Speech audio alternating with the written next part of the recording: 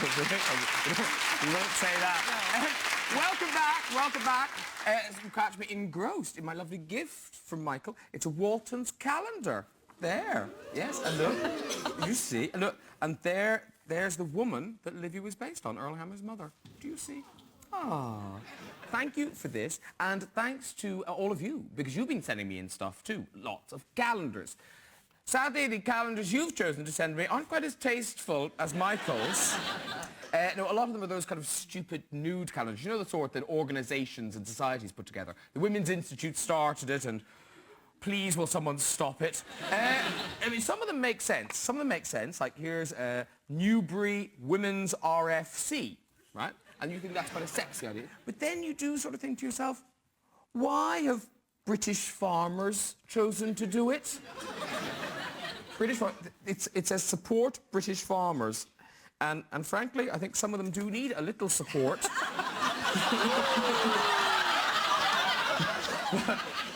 But it's September that intrigues me. Is Mr. September trying to tell us something? Come into the corn. What boy is he? Oh, he's cute. I mean, he's quite cute, isn't he? In a sort of naked in corn way. I think it's very, very tasteful, actually. That is very tasteful, isn't it? A little corny, but... Yeah. Corny. Oh, yuck. Made me laugh. Finally, just time for one more. It's the University of Plymouth's Student Union, right? And all the societies in Plymouth University, they thought it was a very good idea to take the clothes off. My favourite one at all, the netball team. Right? Now, do you think that woman wasn't that keen to join in? She was just sat there in a towel and they all came piling in and took a picture around her.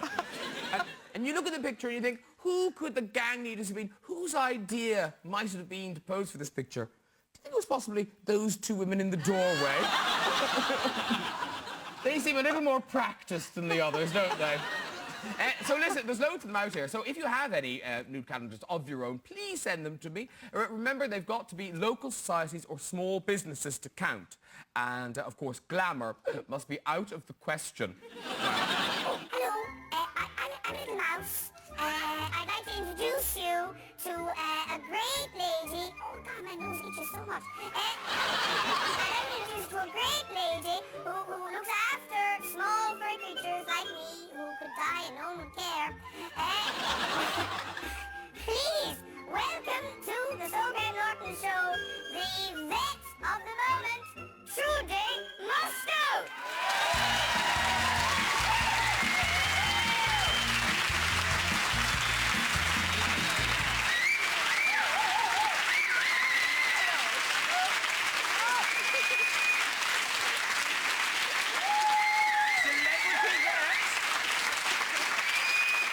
Celebrity vet in the house. Now, you won't have seen all... She doesn't look like my vet. She doesn't look like anyone's vet. No. That's why she's on television and famous. No, it's true, the pretty thing. But now, Trude, you are pretty. You are very pretty. And I wonder, what was the moment in your Norwegian girl, child fantasy thing when you thought, I know, I'll stick my hand up cows for a living? It's a bit more to being a vet than doing the bottom thing, you know. It's a big part of it, yeah? It is, isn't it? Yes, it is. And you want to talk about it, don't you? Well, we do. Yeah. Well, it's, you know, every time they interview, men like to talk about the anal area and the testicular area. That's men. So let's just start straight away. Well, no, because you are slightly, not obsessed, but you do seem... I mean, did you do very well in your castration exams at vet school? Because you do seem to specialise in that area. I enjoy it, yeah. Honestly, keep running, everyone. You know, if she catches them, off. Right, yeah, well, sort of. But it's just one of these things I do a lot in my profession, and it's just an easy thing to do, and...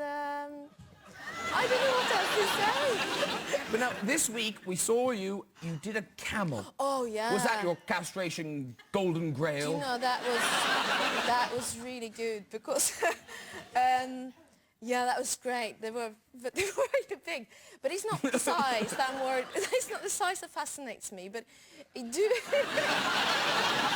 okay, I'm digging. That I've been doing all kind of animals, you know. I think I had been in England a couple of weeks before then, and I'd done gerbils and guinea pigs, squirrel. Don't ask me why I did a squirrel. Well, I was meant to, and. Then suddenly I was in Africa and I got my hands on some camel testicles, and actually they saved them for me because I got a little collection. So they freeze it. And it's not that bad. People eat them, I collect them. It's not bad, Graham. Dear you. Join us here on Channel 4, literally talking bollocks. Keep them in a jar. Yeah. You keep them in a jar. But where would you keep them on your... I'd keep them on my person. That's where I like them, and well, that's... Not if you have 17 pairs. No. No. There's a night out. But now, we all remember we cried with you at the end of vet school. Oh, I saw. The end of vet school was very sad. Failed the exams, Michael. Yeah. Oh, no. On television. So does that make people nervous of you now? Well, if they bring a great kitten, yeah. Oh, yeah? Oh, did you kill that kitten? Oh, yeah, no, it died a couple of days later. Oh. No, it did not. You're not quite sure, you. No, I had to Kittens die, that happens. You know, I mean, that was classical, you know. People very often ask me, what's the difference between Norwegian attitude to pets and English attitude to pets? And that kitten thing, you know, when it was shown here in England, I got awful letters. I had to go on Points of View with Anne Robinson and everything and say, no, it's alive. And I had to hold the cat up, look, it's fine. And then it was shown in Norway. No one mentioned a single thing. It was quiet. Yeah, it was quiet. Oh, but sometimes, when people bring in a mouse or a gerbil or something and it's ill, do you just think, oh, buy another one? Yes, sometimes. You would, wouldn't you? You kind of think, oh, for God's sake. Well, I find it quite hard to understand. They're attached to the very small. But actually, when I understand more a mouse or a gerbil, I find very strange, though, is the reptiles.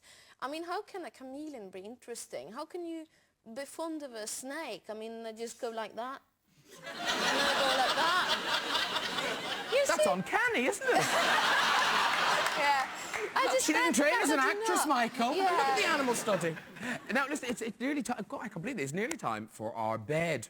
And what better way to turn in than with a special good night from Walton? But before we do that, right, take a look at our audience, too. Did you ever wonder what it's like going to bed with them? Even Estella? Well, we're going to find out now as Michael and Trude join me to play And So to Bed. So please come over here with me. Lovely.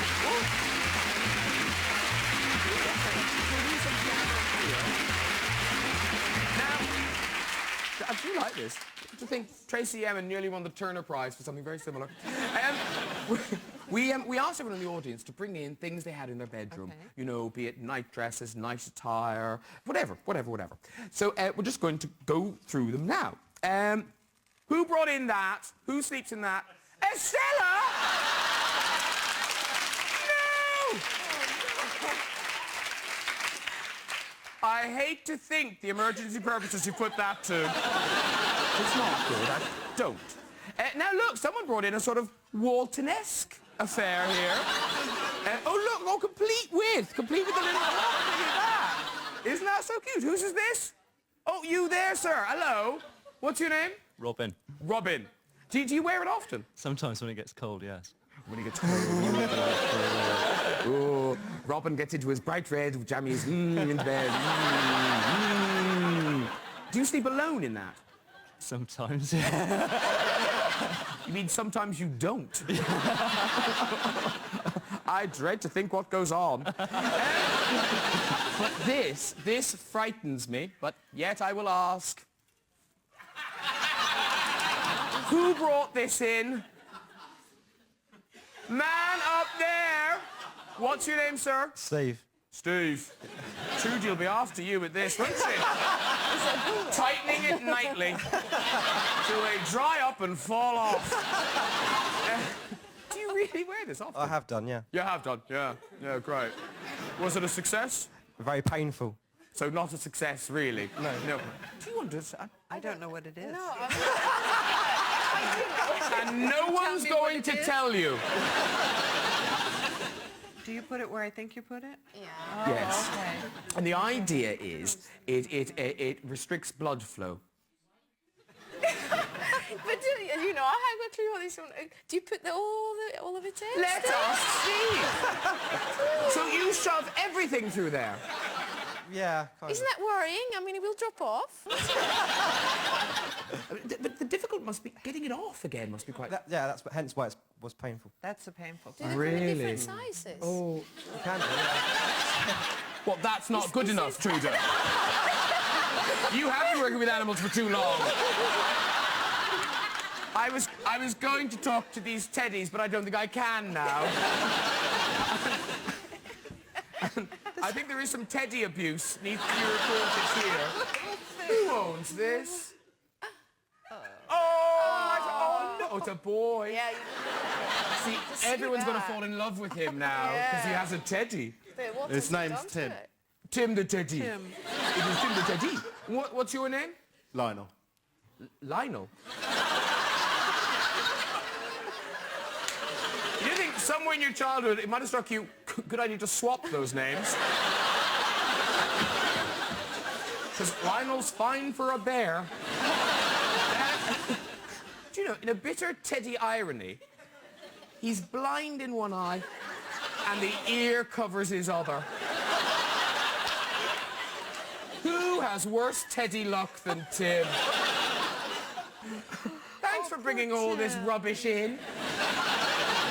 Now, I think we should have finalists. I think the poor man who wears these to bed, Lionel and Tim, bestest friends. And then, of course, Steve's ring. All right. So, on a count of three, I want you to shout out on which is the best thing that's been brought in. Shout now!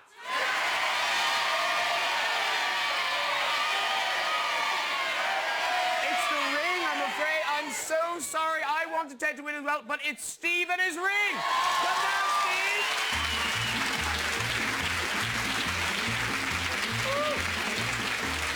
Well done, sir.